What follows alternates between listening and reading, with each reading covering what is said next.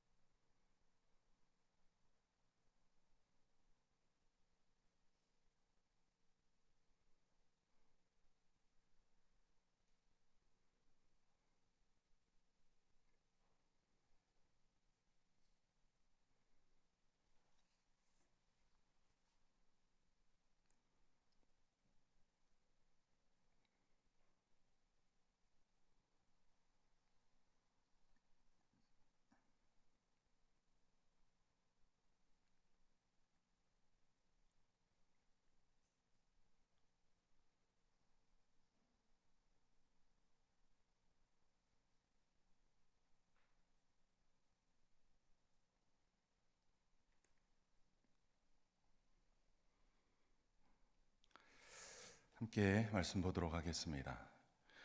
오늘 본문 11장 2절부터 14장 40절까지는 고린도 교회에서 발생한 예배의 문제들을 다루며 어떻게 하나님께 예배드리는 것이 옳은가를 제시해 주는 말씀입니다.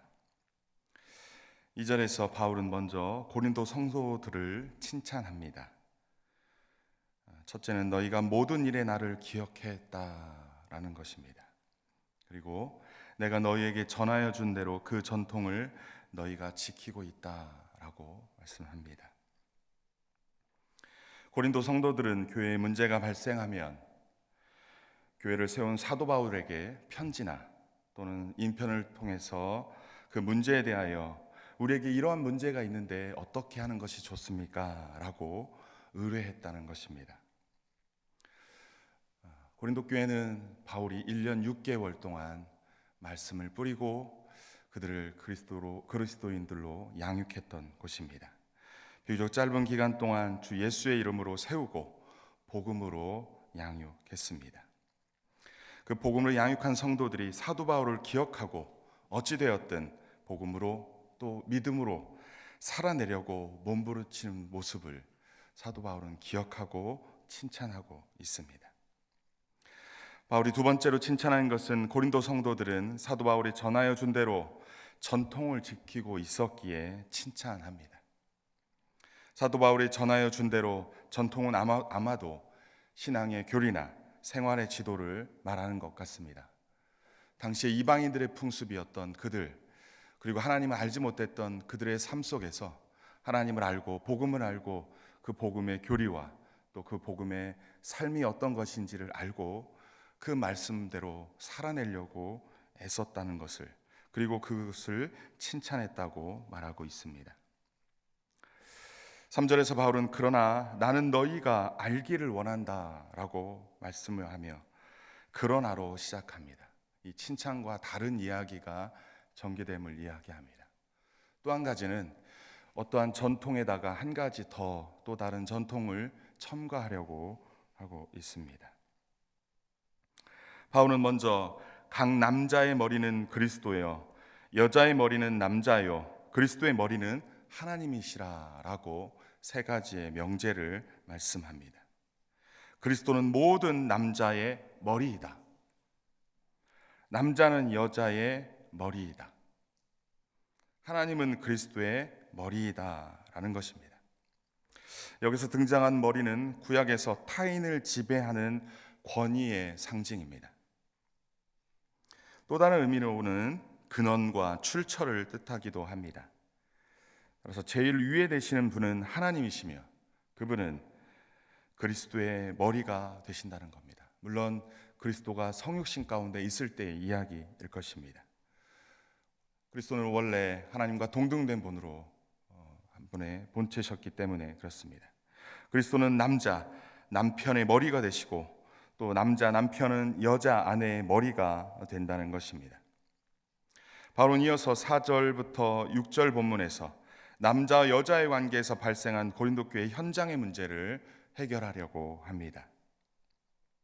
4절에서 바울은 무릇 남자로서 머리에 무엇을 쓰고 기도나 예언을 하는 자는 그 머리를 욕되게 하는 것이다 라고 말씀합니다. 남자가 머리에 무엇을 쓰고 기도나 예언을 하면 남자 머리이신 그리스도를 욕되게 하는 것이다 라는 것입니다. 여기서 예언은 하나님의 말씀을 가르치는 것을 의미합니다. 당시 황제나 이방 제사장들이 우상에게 제사할 때 토기 같은 겉옷을 머리에 쓰고 집행을 했습니다.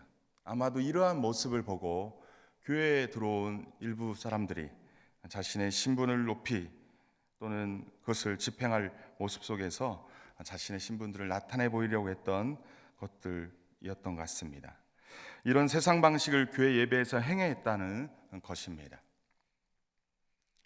세상의 주의를 드러내려 했던 모습이지만 이러한 것은 그리스도를 향한 예배를 우상 제사의 모습처럼 만들기에 합당하지 않다라는 것을 말하고 있습니다. 5절에서 바울은 물은 여자로서 머리에 쓴 것을 벗고 기도나 예언을 하는 자는 그 머리를 욕되게 하는 것이다 라고 말씀합니다.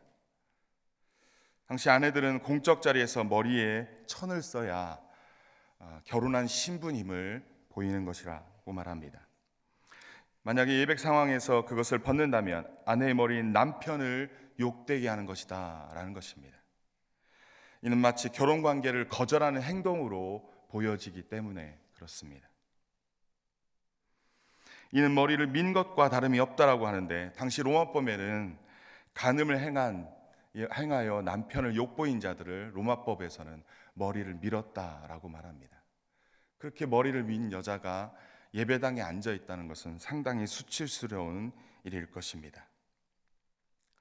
6절에서 바울은 만일 여자가 머리를 가리지 않거든 깎을 것이요 만일 여자가 머리를 깎거나 미는 것이 여자에게 부끄러움이 되거든 가릴 것이다 라고 말하고 있습니다.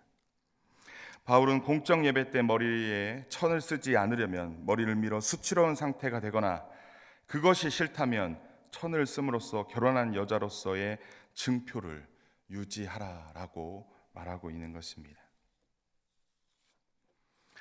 바울은 남편이나 아내가 공적인 예배에서 기도나 예언하는 것을 금하지 않았습니다. 여자들도 얼마든지 할 수 있었다는 겁니다. 남자라고 해서 여자라고 해서 어떠한 그러한 평등 관계를 깨트린 것이 아니라 누구나 예배상에서 그런 것을 행할 수 있었다라는 것입니다. 하지만 우상제사 의식을 도입함으로 자신의 위치를 드러내거나 세상 풍조를 따라 교회에서 결혼관계를 가벼 여기는 모습으로 참여하는 것을 합당치 않게 여겼다는 것입니다. 바로 남자의 머리이신 그리스도를 욕되게 하는 것이요 아내의 머리인 남편을 욕되게 하는 것이기 때문이라고 말하고 있습니다. 7절에서 12절 본문을 보면 창조에 근거한 남편과 아내의 관계성을 설명합니다. 7절에서 바울은 남자는 하나님의 형상과 영광이기에 그 머리를 가려서는 안 된다라고 창세기 말씀의 기준으로 말씀하고 있습니다. 형상이란 본질을 잘 드러낸 외적 표현입니다. 남자는 하나님의 어떠하심을 잘 드러내는 존재로 지어졌다는 것입니다. 이어서 여자는 남자의 영광을 드러내는 존재이기에 머리에 천을 쓰라라고 말씀합니다.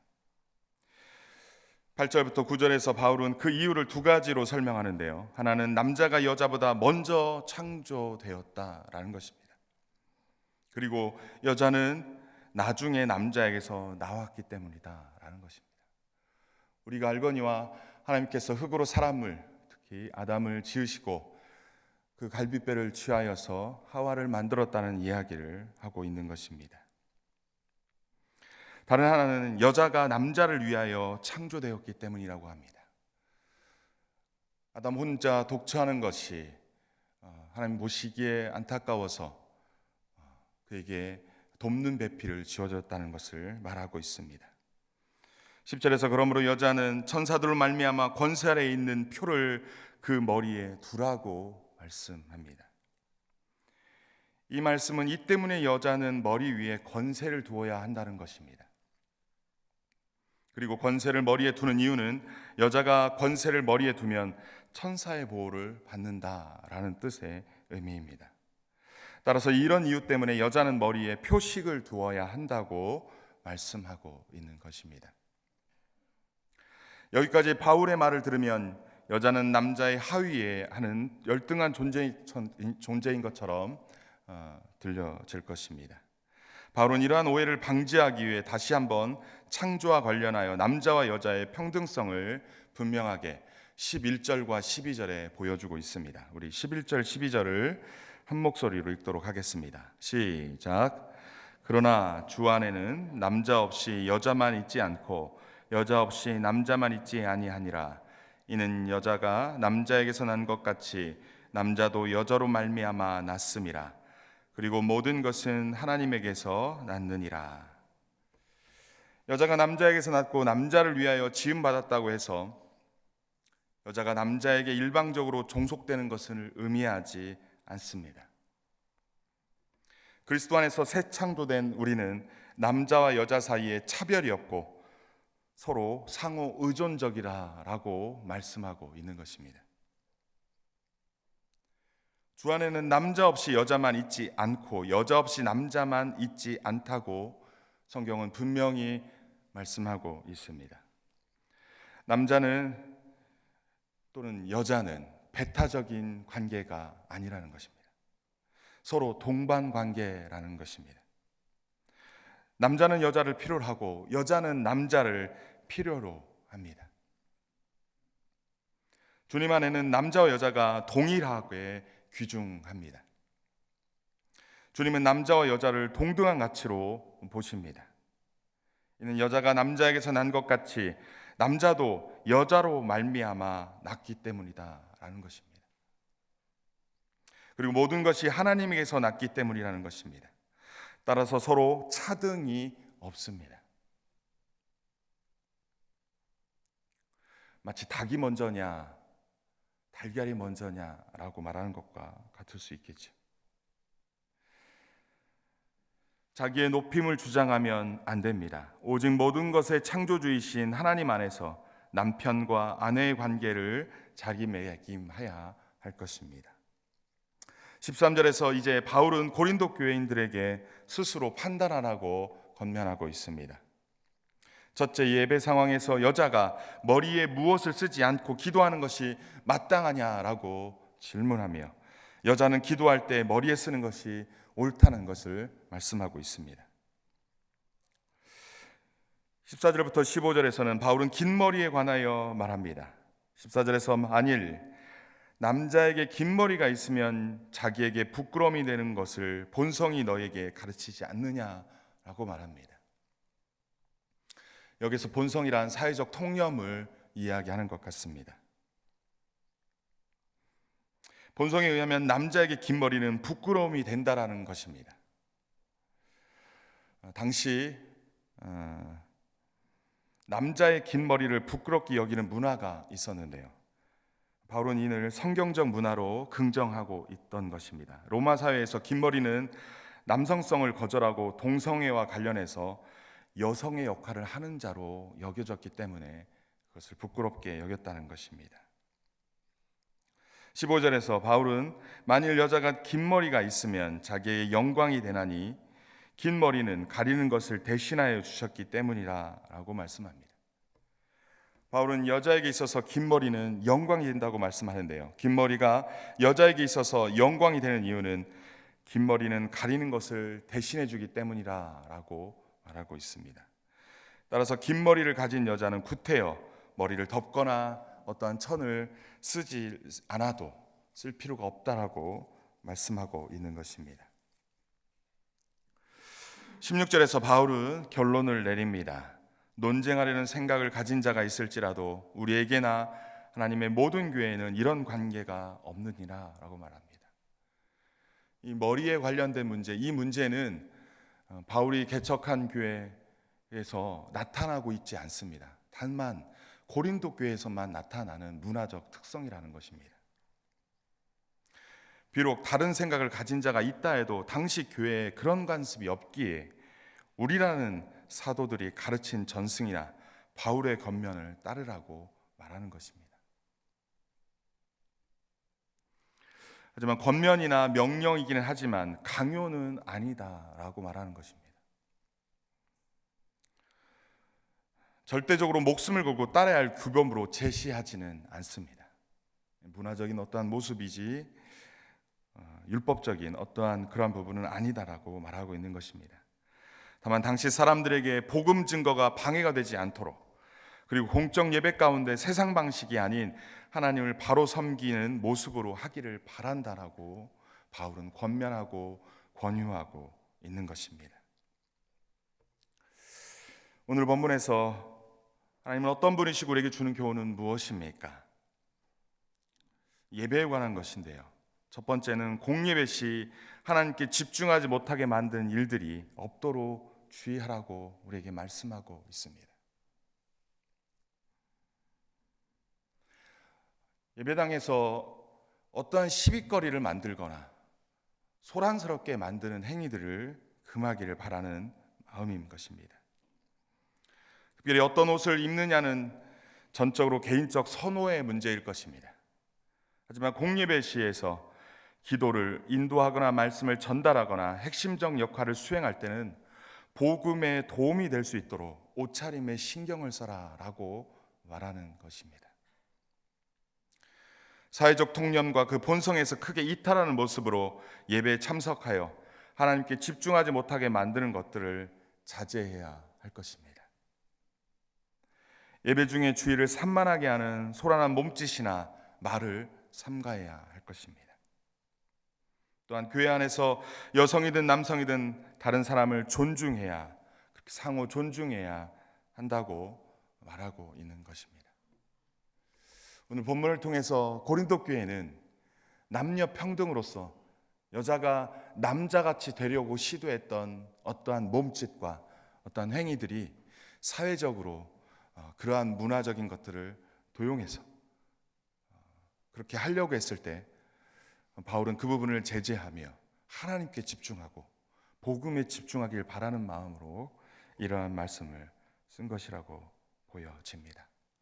오늘날 우리가 이 말씀을 잘 적용해서 굳이 오늘날 우리가 머리에 무엇을 쓸 필요는 없지만 예배에 집중하고 복음에 집중하는 일에 방해하는 그 어떠한 행위들이 하지 말고 하나님께 집중하는, 하나님만 예배하는 그런 우리 모두가 되기를 주님의 이름으로 간절히 축원합니다.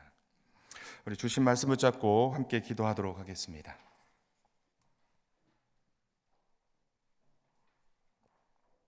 예배의 질서에 대한 부분을 오늘 말씀해 주셨는데요, 이렇게 함께 기도했으면 좋겠습니다.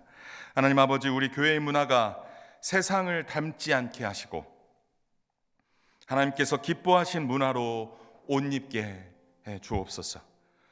우리가 하나님께 드리는 예배는 하나님만의 주인 되시고 하나님께만 집중할 수 있도록 우리의 마음과 생각을 주장하시며 또 예배에 집중하지 못하게 만드는 모든 것들이 사라지게 해달라고, 우리의 예배가 하나님께서 기뻐하시는 예배 되게 해달라고 이 시간 예배를 위해서 함께 기도하겠습니다.